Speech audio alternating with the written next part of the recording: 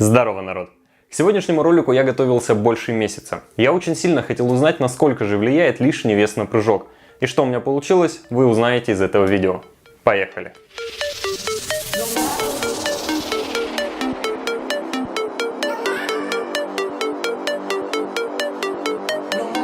Тест я хотел провести следующим образом. Я достал два жилета с возможностью шага в 1 кг от 1 до 10 и проводил контрольные прыжки с каждым добавленным килограммом на линейку. По стандарту я проводил 3 попытки. Изначально было 3 простых попытки без дополнительного веса после хорошей разминки. Оба жилета предварительно перед съемками этого видео я разобрал дома и взвесил, чтобы знать, сколько нужно использовать грузов, чтобы получить необходимый вес. Специально перед началом теста я взвесился, и мой вес составил 73 килограмма. Высота поднятой руки 233 см при росте в 181 см. Для прыжков я использовал кроссовки Hyperdunk Flyknit 2017 года. На данный момент я не могу подсказать, где можно найти данные кроссовки, потому что сам не один раз искал и, к сожалению, на остатках ни в одном магазине не смог их найти.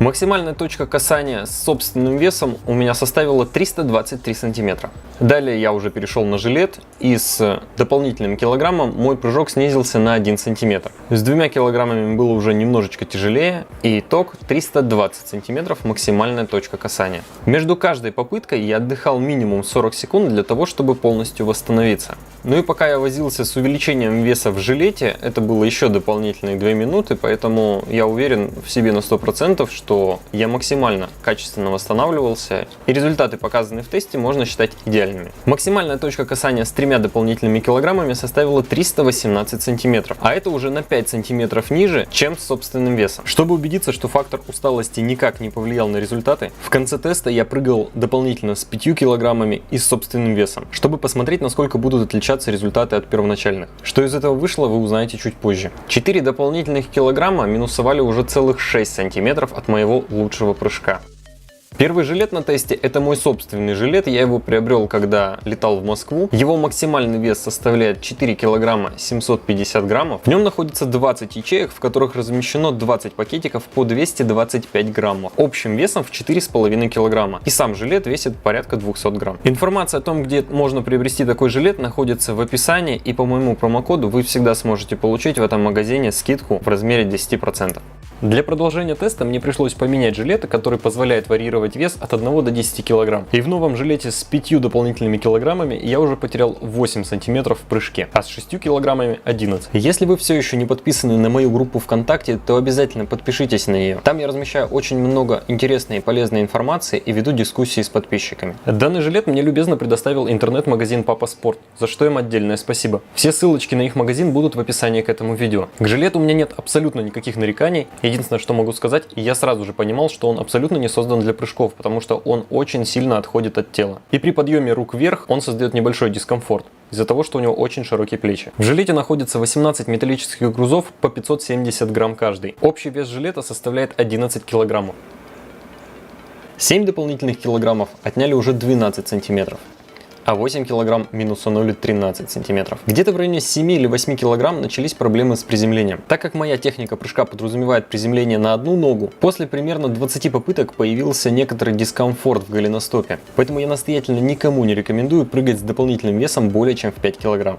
Ну и самая последняя попытка была с 10 дополнительными килограммами, которая в итоге отняла 16 сантиметров. Обязательно подпишись на мой канал, если все еще не подписан, потому что это далеко не последний тест, который я буду проводить. Ну и в конце теста, для того, чтобы удостовериться в моей правоте, я решил совершить еще 6 прыжков.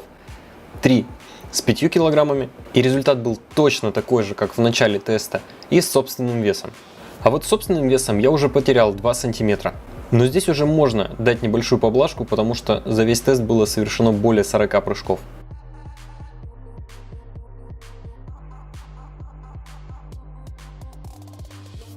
Итак, подводя небольшие итоги.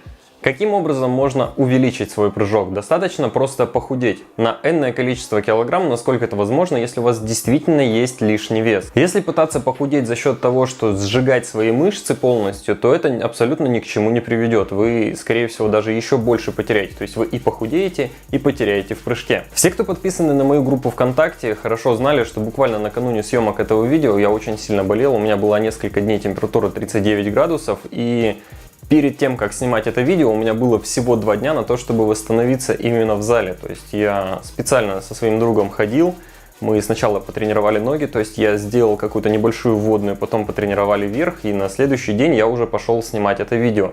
Поэтому показатели, конечно, не максимальные, но даже отталкиваясь от того, что мой самый первый прыжок был порядка 90 сантиметров, это цифры, которые, очень многие мои подписчики только стремятся к этим цифрам.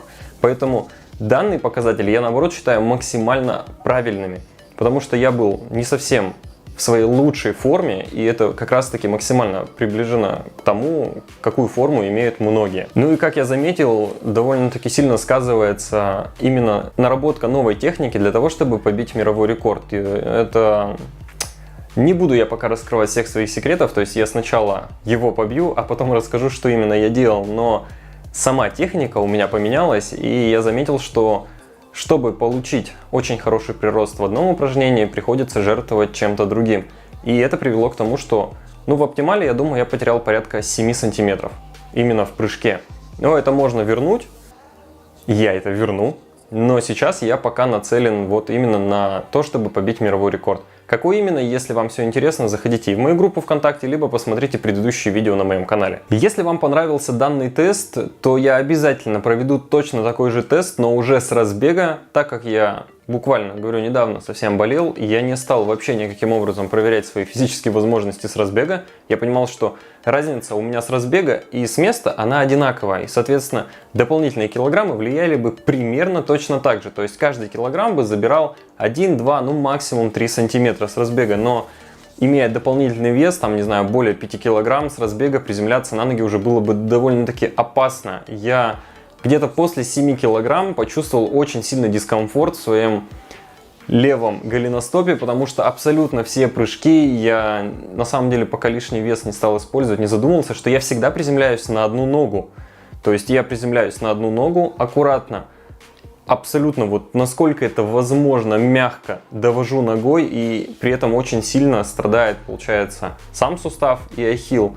И где-то после 7-8 килограмм, это уже, получается, были 21-24 прыжки, нога начала сдавать. То есть я почувствовал очень сильный дискомфорт. Сейчас она хрустит, причем, наверное, каждые 2-3 минуты. Это вообще для меня что-то новое. Поэтому я понял, что, в принципе, я даже перегрузил. Поэтому, если вы когда-то захотите что-то подобное проверять, не совершайте это все на 3 прыжка и вообще откажитесь от проверки с разбега на большое количество прыжков. То есть несколько раз еще приемлемо, но 20-30 и это уже довольно-таки опасно будет. Если данное видео наберет хотя бы 50 тысяч просмотров, то я запилю тест, насколько сильно влияет лишний вес именно с разбега. Так как красный жилет, который вы увидели в ролике, это мой личный, я себе его купил. Я уже его полностью протестировал, он отлично сидит, то есть у меня вообще нет никаких к нему нареканий в плане того, как он находится на теле именно в момент тренировки. То есть он настолько плотно прилегает, возможно, это еще из-за того, что у меня есть грудь. То есть она накачана, и, соответственно, когда нижние заклепки я застегиваю, они идут у меня под грудью, и сам жилет не может съехать вверх. Возможно, если кто-то, кто его купит, не будет иметь настолько объемной груди, возможно, он еще какое-то время будет на нем ездить, либо очень сильно его придется прижимать.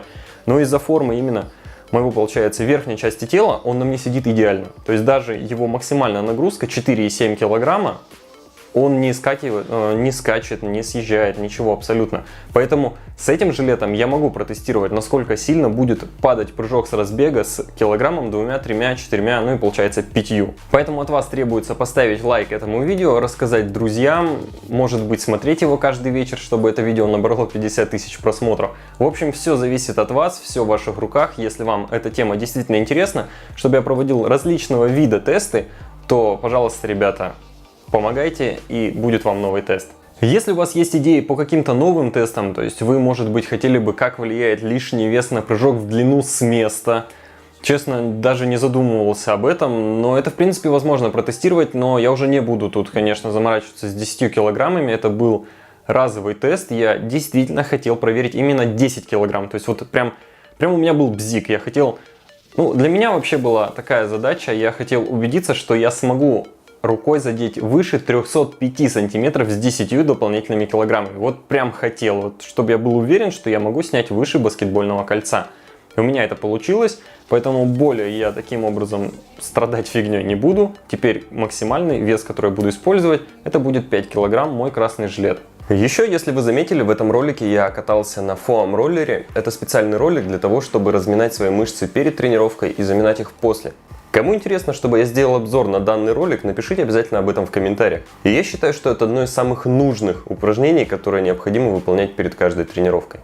Так как у меня сейчас появились довольно-таки хорошие партнеры в лице Papa Sport и Workout Area, они могут предоставить мне определенный инвентарь на обзор, поэтому если вам что-то интересное из того, что есть на их сайте, вы можете написать об этом либо в комментариях под видео, либо мне напрямую ВКонтакте.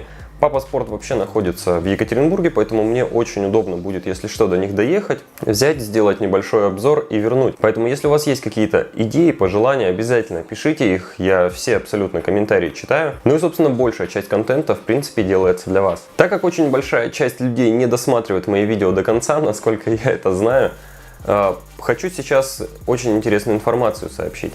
Первое. Если вы досмотрели до этого момента, оставьте обязательно плюсик в комментариях, чтобы я посмотрел, как мало людей досмотрели до самого-самого конца. И второе. В ноябре, скорее всего, я буду опять в Москве. Будет проходить выставка SN Pro, может быть, кто знает, кто слышал, я об этом уже несколько раз заикался. Так вот, выставка будет проходить с 9 по 11 число. Меня пригласили вообще присутствовать даже на стенде. Чуть позже будет вся информация, но сейчас как минимум мне уже нужно собирать на билеты, ну или копить. Поэтому, если кто-то из вас смотрит меня из Москвы или будет, может быть, находиться в этот интервал времени, сама выставка будет проходить с 9 по 11 ноября, поэтому я 100% буду эти дни находиться и, скорее всего, еще захочу какие-то до и после. Пока даже примерно не знаю по числам, это вот буквально на днях решилось, пока я болел, поэтому вот сейчас будем это все смотреть, думать, решать.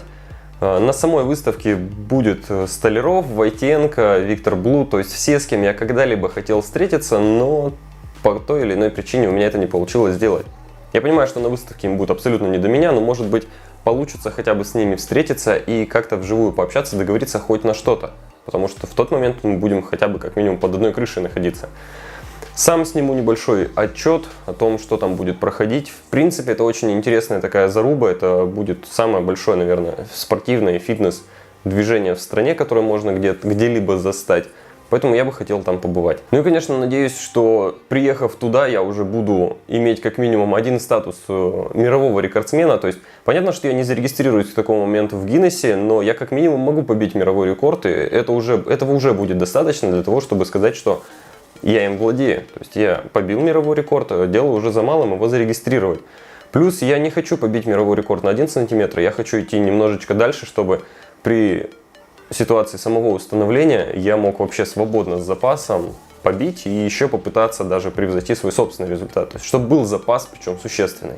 Если досмотрели до сюда, не забывайте поставить плюсик, также обязательно ставьте большие пальцы вверх. Ну а с вами, как всегда, был я. Спасибо, что досмотрели данный тест до конца. Пока.